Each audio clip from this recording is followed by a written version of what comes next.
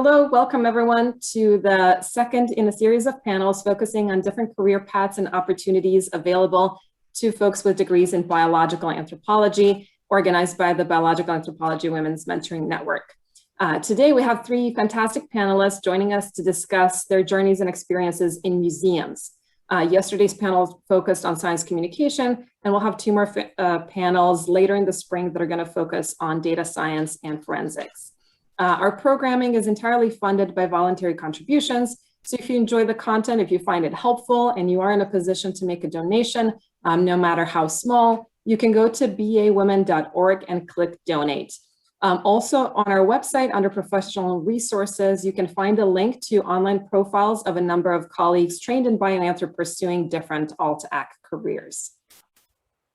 So as I mentioned, today we're delighted to be in the company of Anna Doty, who is the curator and I believe currently a co-director of the Mutter Museum of the College of Physicians of Philadelphia.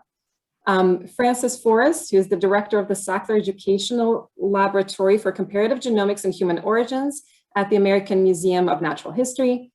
And I'm just going in alphabetical order. Last but not least, we have Denise Su, who is the Director of Partnerships and Programs, as well as a curator of paleobotany and paleoecology at the Cleveland Museum of Natural History.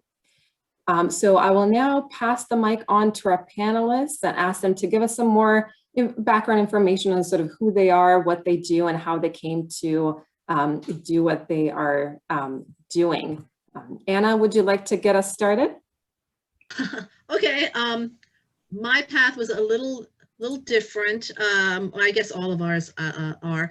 So I started out as an archaeology major. I went to Boston University specifically because I wanted to be an archaeologist. Then I went on my first actual archaeological excavation and dug my first grave, there, and it altered my career path significantly. But I wasn't able to fully change my major, so I still graduated with a major in archaeology and then a minor in anthropology. But so then I went on, I actually had a real kind of conversation with myself about what my odds are of getting into academia. And I was very grateful for my professors kind of being very honest about what the career paths were like at the time. So I actually decided, instead of immediately going to get a PhD, I actually went to the George Washington University to get a degree in forensic science with and to specialize in forensic anthropology. So that's what I ended up doing, and I got what's called an MFS, which everybody thinks is a fine art degree, but it is not. And so then with the full intention of becoming a CSI, a crime scene investigator. And again, to date myself, the TV shows did not exist at that point. So this was something that I would been told was a fairly good idea in the sense of being able to be employed, having the skills. And the intention was always to go back to grad school to get my PhD. And then what happened was, after I graduated, again, it was 1999 that I graduated, full intention of becoming a CSI. I got dragged back. I got a position in academia at Harvard University, working on their NAGPRA team, and was there for 4 years. And that kind of cemented me into the museum field at that point. So I basically went right from Harvard, a little stop in Peru, and then I landed a very temporary gig at the Mutter Museum. I'm from Philadelphia, so I was hired for about 750 hours contract work to help out there. That was in 2004, in May of 2004. And yeah, I've been there ever since. So plans change, things happen, and I kind of rose up through the ranks. I started out as assistant collections manager, then became curator, and now I'm still the curator. I'm also the director of the Mutter Research Institute, and I'm now the acting co-director of the museum. This is 16 years later, so in a nutshell. That's fantastic. Frances, do you want to tell us your story? Sure, yeah. So Frances Forrest. So I'm the director of the Sackler Human Origins Education Laboratory, which I'm actually in right now. So maybe I can show you around a little bit. Very cool. Unfortunately, our lab has been closed for the past year. So this is sort of a hybrid lab. So I work in the education department at the Museum of Natural History. And this lab is during the week. Normally what we do is we have school groups that come in. So we have several like pre-written labs that we do with students. So these are all informal education labs, like hands-on stuff where typically we try and pose a question to the students and then have them do some experiments where they can come to a conclusion on their own. So we cater to middle school and high school. So we've got classes that are written for both middle school level and high school level. And then on the weekends, this becomes an outreach lab. So we open up to the public, and we always have someone here that has like at least a master's degree in something relating to evolution or neuroscience, which is another thing that we do here in this lab. And we put out specimens, and we just allow people to come in and talk to us, and if they have any questions, and we try and get them interested in new science that's going on. So that's the way that this lab works. So my path here, I kind of fell into this almost accidentally in a way. I mean, I got really lucky, I think. So I finished my PhD in 2017, and so I went to the NICEP program, the New York Consortium for Evolutionary Primatology, but my research focus is actually in zooarchaeology. So I've done field work in Kenya and South Africa, but always at sites asking questions relating to human evolution. And so the way that I started off here was while I was finishing up my PhD, I was lucky enough that the person who was managing or running the lab at that time was a woman named Julia Zachello, who I knew from graduate school, and she was just looking for someone to come in and do some part-time teaching with the middle school and high school students, which sounded like really a fun thing to me. So I started doing that just part-time while I was finishing up my PhD. And then when I finished my PhD, I was offered a full-time education position as the physical anthropology educator. And then just last year, Julia left, and so I took over as manager of the lab. So that's sort of how I got here. It wasn't like a clear path to getting here, but it's a really great job. I love working here. Yeah. Great. And we have another NICEP person joining us, Denise. Hi, everyone. Yes, another NICEP person. I sometimes feel like we are taking over the world, which is not necessarily a bad thing. So I think it's funny how all of our routes are so secure. So perhaps if you're outside academia, that's just the way it is, right? So I start off, I think, normally enough, the whole thing, right? Postdocs, and then a tenure track position. And I was perfectly happy. And that was how I envisioned things, that I would, after I do my postdocs, I have a tenure track position, and then, you sort of go through the whole steps. And I moved to the Cleveland Museum of Natural History back in 2012. And I'll be totally honest, it was to solve a two-body problem. It was not because I was looking to join a natural history museum at all. I was very happy where I was. Maya knows. Great colleagues, great students. And so that was really why I moved, and I didn't really know what to expect. I came to the museum as the curator of paleobotany and paleoecology. And at the time that I entered, it was a staff of one, me, and a few volunteers. And so, over the years, I built it up. There's a full-time collections manager, there's a team of volunteers, there's part-time students who come through. And so that's been, that has been a very satisfying part. And as I sort of went along to the curation job, part of being at a museum means public outreach and education. And so I don't remember what year it is now, a few years back now, we had an exhibit here called the Bearded Lady Project, and it was highlighting female paleontologists. And so as a curator at the time, I decided that I was going to put on a full year's worth of program for this exhibit, because he was here for a year. And I didn't really have much help, because exhibits had their own thing, right? Everyone has their own priorities, and education was also doing their own thing.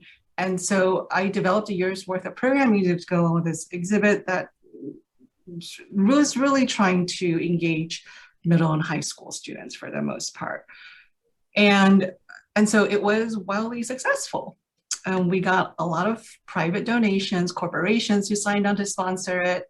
And that was sort of, I guess, the beginning of my divergence of my path. Because up till this point, I was still very much, researcher going to the field. I'm a paleoecologist. I work at Laetoli mostly, but then a few years back, also started working on sites in Ethiopia, specifically Lonzo Mile. And so I was still very much a researcher. And then after this programming, our new CEO asked me to take on education. And so I took over the education division a few years back.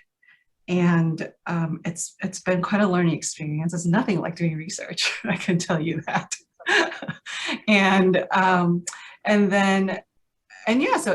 So I've been for the last few years, I am mostly administrator, and just before the pandemic hit, I also actually just took over exhibits as well. So all the museum's public facing programs are under me.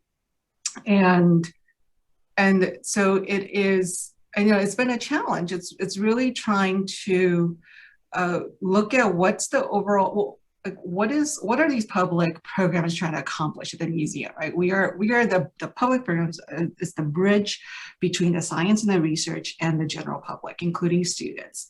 And so how do we go about doing that? And really providing a strategy and a vision for that. And so for the last few years, I am partially, for someone who's trained as a researcher, and that's what I love to do, I've really only been doing administrative work. I manage people. That is my job, basically.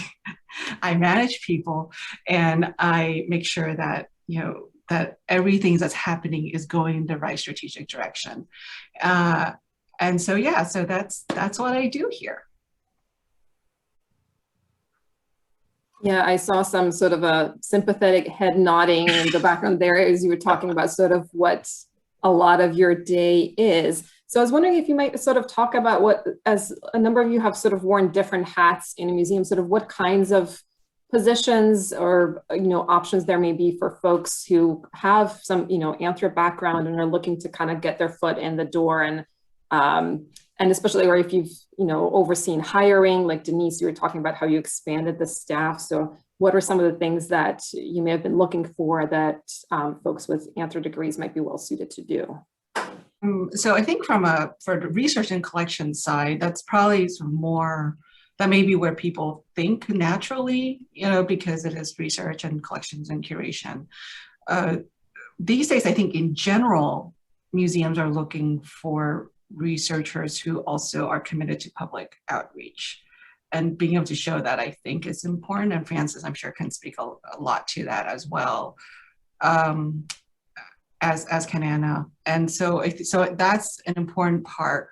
From the education perspective, it's a lot of times when you're looking for like an educator, you do want somebody who has experience actually like teaching, especially if they're going to be teaching students. So it's more than just public outreach. And a lot of our educators actually come from an education background, so that they have some of them have teaching certificates, others probably may have started teaching sort of formally, so formal sort of education background.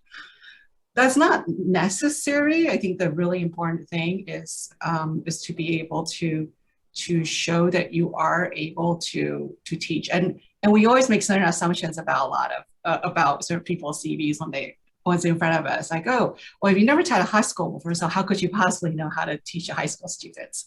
And so, when I listened to Frances's journey, it was sort of kind of probably the best and easiest way for a scientist to get into this realm, because you've shown that you can do this, and it is very helpful if you have had some sort of experience in an informal science education environment.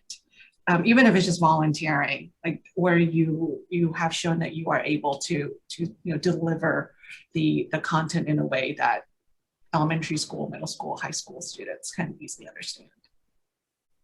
And before passing on to Frances, just wanted to mention, yes, one of our panelists yesterday, we're going to have that recording up shortly. Maisha Alexander also spoke about how she worked as a museum museum exhibitions interpreter type of thing at the Franklin Institute in Philadelphia is one of those experiences where it was a way for, where she did on the weekends, where she would like commute down from New York to Philly to do this job. So I think she does a wonderful job describing sort of what it was. But for folks interested in hearing another first-person perspective, I would recommend checking that out. So Frances, do you want to tell us a little bit about this learning on the job? Yeah, and actually I was nodding my head a lot when Denise was talking, but so yeah, so it's a little bit weird because like I don't come from an education background, but I do work with a lot of people that have a background in education. So when I was hired as the anthropology educator here, I was actually the only person who was a PhD scientist who was also an educator. So, I mean, it is a requirement to have a PhD to be the manager of this lab that I now am the director of, but that wasn't the case when I first started off as an educator. But in some ways, it was kind of an advantage because even though I didn't have that formal training with working with younger students, there were certain things I think that I could offer that some of the other educators couldn't. And so like, I, for example, have written lots of classes. So I continue to do field work. So one of the things that I've done is I've written classes for students where I talk to them about, you know, actual work that's going on in the field, and I teach them about different methods that are used in paleoanthropology and faunal analysis and these kinds of things.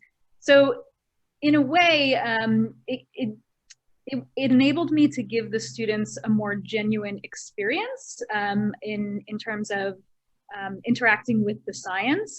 So I think in some ways that kind of helped me actually. So yeah, I mean, there definitely was a learning curve coming in because I had taught college students obviously before this. I had never taught younger students, and the informal learning is very different from the formal sort of setting where you're teaching or lecturing in a classroom. So that took some time to get used to. And I think maybe for the other educators who have a background in education, it may have been a little bit of an easier transition for them. But you sort of just learn as you go, right? I mean, you make mistakes in the beginning and then you kind of figure it out as you're going along. And again, I think that having that science background and actually being an active researcher as well as an educator gave me a bit of an advantage in terms of like coming up with classes for the students and the experience that they had with their education here. And it helps a lot also with the public outreach. So as I mentioned, this lab on the weekends becomes an outreach lab. And so having someone here who's, again, doing active science that people can come in and talk to and ask questions about like current research that's happening, that's been a really wonderful thing for us here at the museum. And the visitors really appreciate that because, you know, they don't really have a chance that often to interact with scientists, right? So at the museum, the scientists, for the most part, are like, you know, up in their labs doing research. They're not usually interacting as much with the public. And so this was a really nice opportunity for the education program to have people who are actively invested in science and then also able to talk with the public.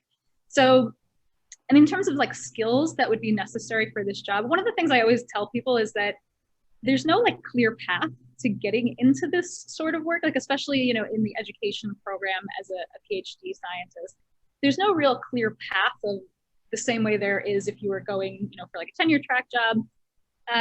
But the best way is really just to get your foot in the door and get people to know you, right? And so like for me, coming in here and working part-time while I was finishing up my PhD got, you know, the people in the education program to know who I was and what my capabilities were.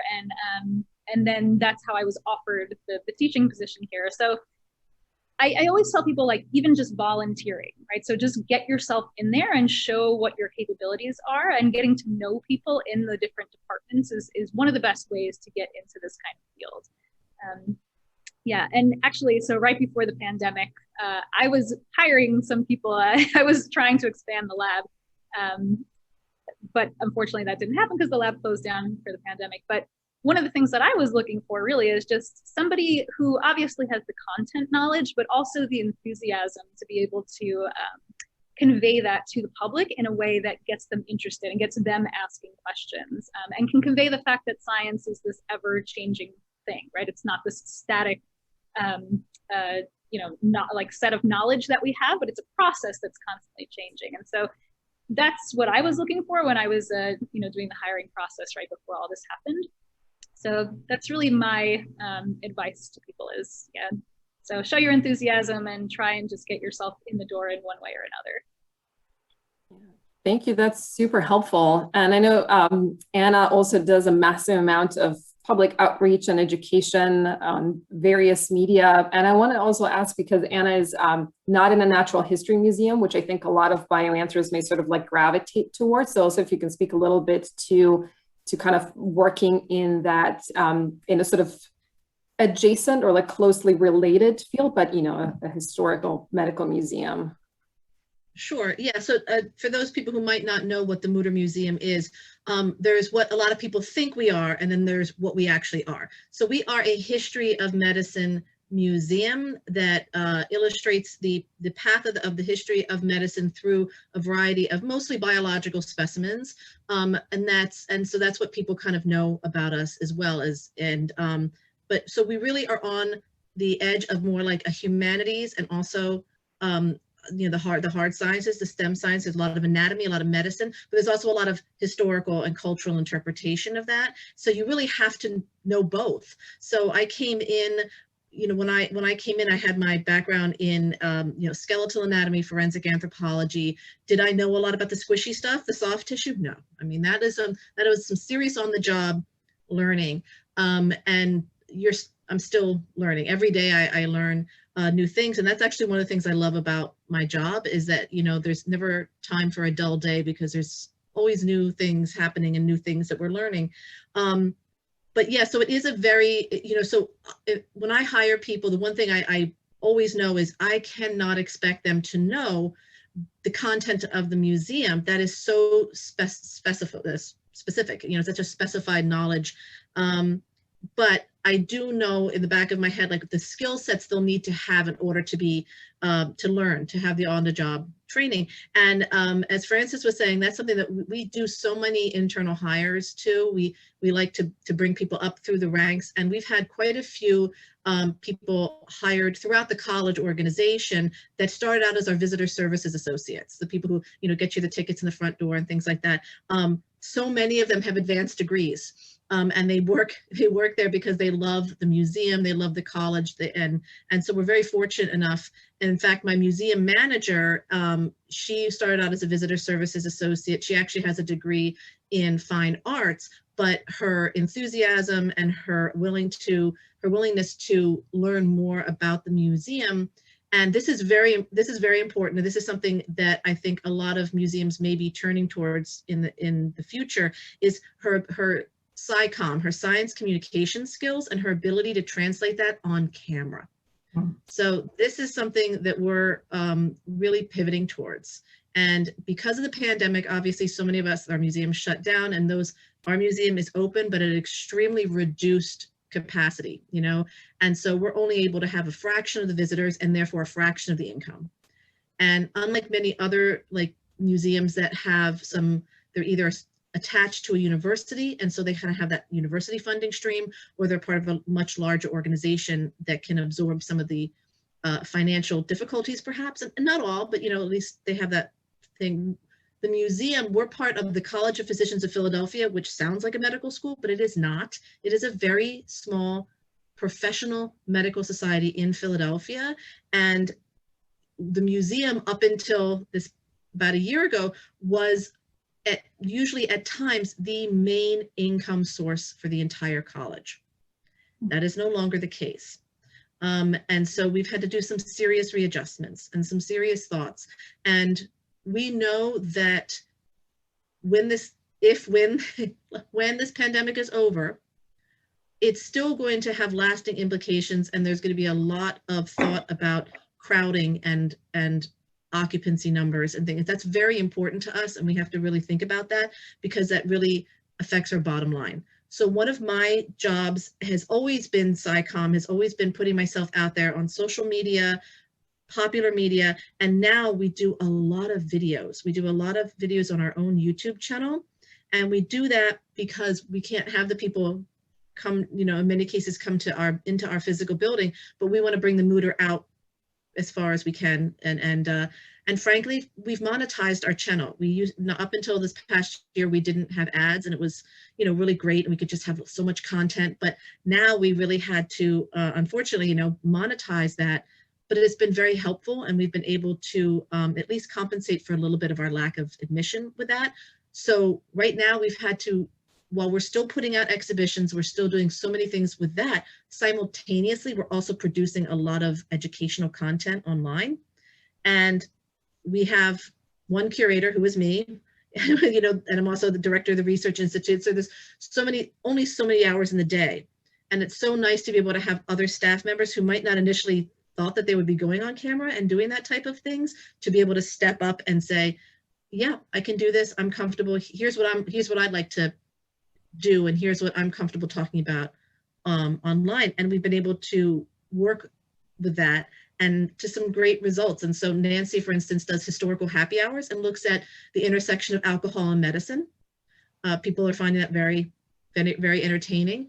So that's kind of the things that we do, is like, can you just like do what needs to be done when it needs to be done? And we've noticed that when people come in, and we've hired former interns. Our museum exhibition designer came to us as an intern from UArts, I believe, did his internship, survived that, always a plus, and actually came back for more.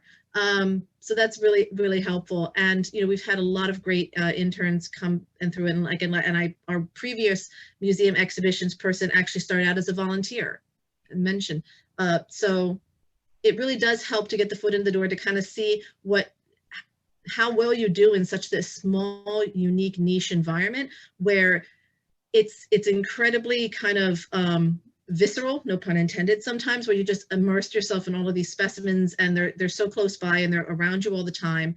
And then, you're getting more things coming in, and it's just kind of, when people ask me to explain what a normal day is, I just can't, because you just don't know what the day is going to bring. I just took a historical IUD over to a jewelry store to get it tested to see it was made of silver. That was just one of the things you do. So it's kind of, there's no, like, again, no one career, oh, if you do X, Y, and Z, you can do this. It's just kind of one of those things. Yeah, so since you were talking about SciComm, I do want to mention we had a fantastic panel yesterday, and our panelists have shared some of the resources they found helpful for themselves for developing their skills. We have a panelist that also does like science comedy and things that might be, a number of them who will do things that would be on camera, and we're going to compile that list of resources and make that available on the website as well. I just wanted to ask one thing before opening this up to questions, which is, in addition to this sort of informal on-the-job learning, have there been some, professional development opportunities or possibilities out there that would be helpful for people to know about, to potentially sort of pursue as another way of, learning some of these things in some sort of a, control setting, I guess? I mean, I'm happy to answer a little bit of that. I think for myself, one of the biggest assets has actually not been an academic asset, but more of an administrative asset. So much of what we do is administrative, that I'm actually in the process of getting something called a PMP, which is your project management professional. And that is extremely valuable, because when if you think of exhibitions, they're projects. Mm-hmm. If you think of collaborative, events, they're projects. So everything can kind of be boiled down to as a project. And if the more capable you are of wrangling all of these squirrels and trying to herd them, that is a skill that I could never think would not be useful.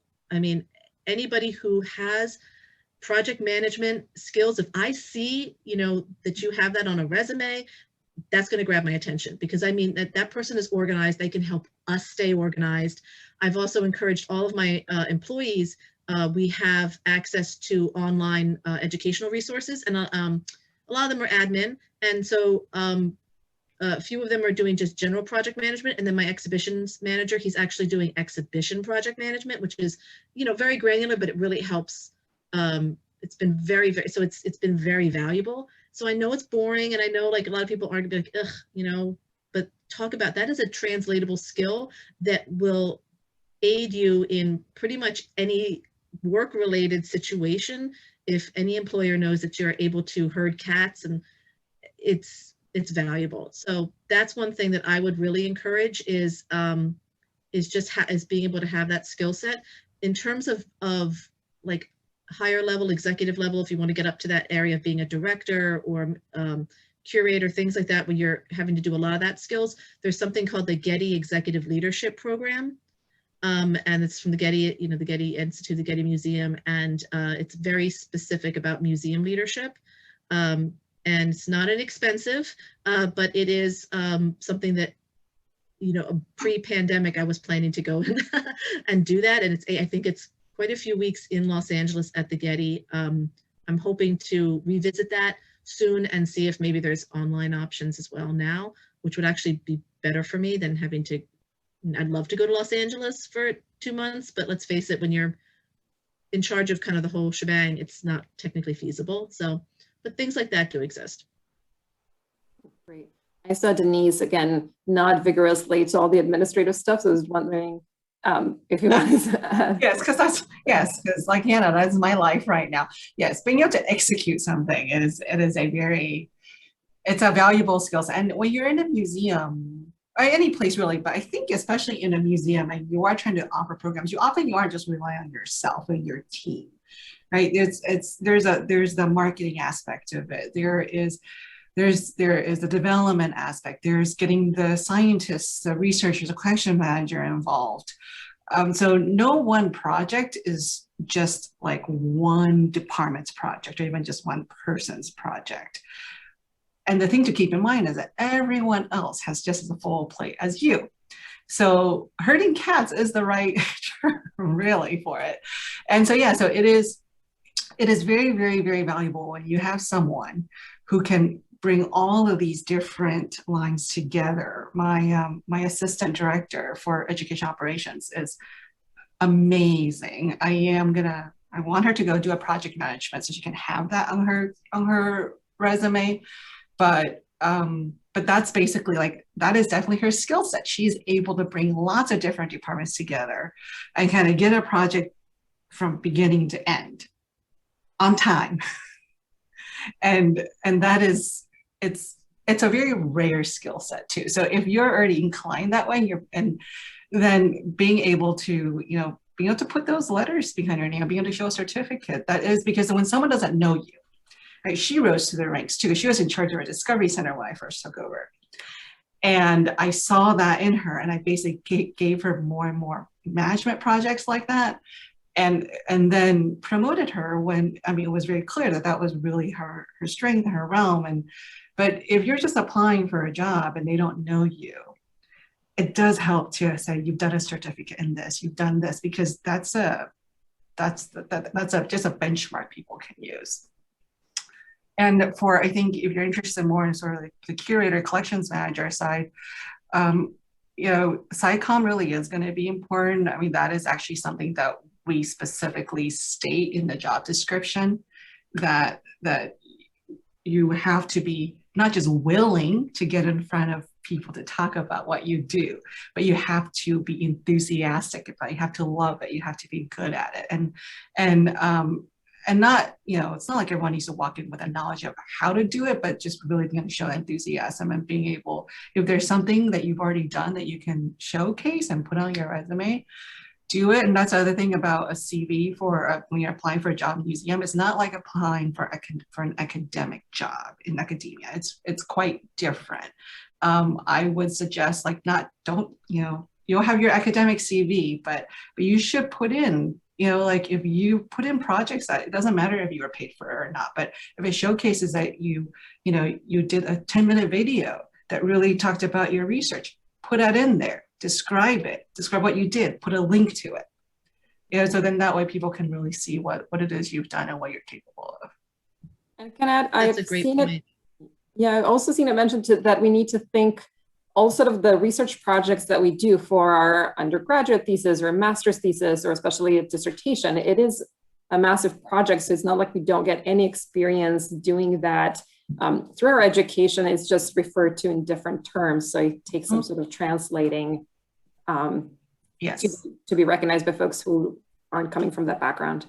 Definitely. And I'll say, you know, when I took over education, there was definitely, I was kind of like, oh my gosh, I've never managed such a big team of people before and in such different things too. But then what I realized as I was really getting into it was that my experience, running logistics and running field projects was like, that was totally translatable. Everything was translatable. It was just a different context. And so think about it that way, because it is hard. I'll say it's hard for an interviewer, a job interviewer, and look at your CV like, well, what does this person have to do with this? How does a scientist, who works on ancient DNA would have anything to do with like how an exhibition is put together? Tell them in your cover letter how, like, what your experience and what you can bring to this particular position, and how it's translatable. Don't let them guess or make those connection points yourself. If you want the job, you make that connection point for them. That's great. I was wondering if Frances had anything to add. I wanted to make sure I wasn't jumping over before kind of closing off this more formal session and opening it up to questions. I mean, I thought that was like a really great point about the transferable skills, right? Thinking a little bit outside of the box of like, how your skills might transfer to something that is not a traditional academic job. I mean, my job, I guess, is a little different in the sense that I am not as involved in the administrative stuff within the museum. I do manage a team of people, but for people, I think, who are interested in like museum education in particular, there are certain ways that you can get exposure to working with the public that would translate really well to those kinds of positions. So for example, like one of the things that I did before I started working here was there was a high school science fair that I would, volunteered to judge. And so like that was one of those things where I was able to show that I could speak to students of that age about topics that, are complex and the students may not have a strong background in them. But there are also other ways. So like the AAPAs, for example, has an education group where they do like teacher workshops and stuff like that, where it's available. People can just, if you're interested, you can join and you can be involved in some of those things. And that gives you more of a sense of like what goes into the informal education and what that means and how to work with teachers, but also younger students. There's a group in New York called NICMER, which I forget exactly what it stands for, but it's like the New York City Museum Education something or other. So there are these things, like these pathways that you can take that give you a little bit more experience. And yeah, I mean, I agree though. So even within your academic career, you may have had some experiences where you, had opportunities to speak with people who don't necessarily have a strong background in your specific scientific field, and those things are always good to highlight. Thank you all so much. So I'm going to sort of stop the recording right now. We can open this up to questions. Feel free to raise your hands and I'll call you out by name. If you want to just ask something anonymously, feel free to send me a message through the chat.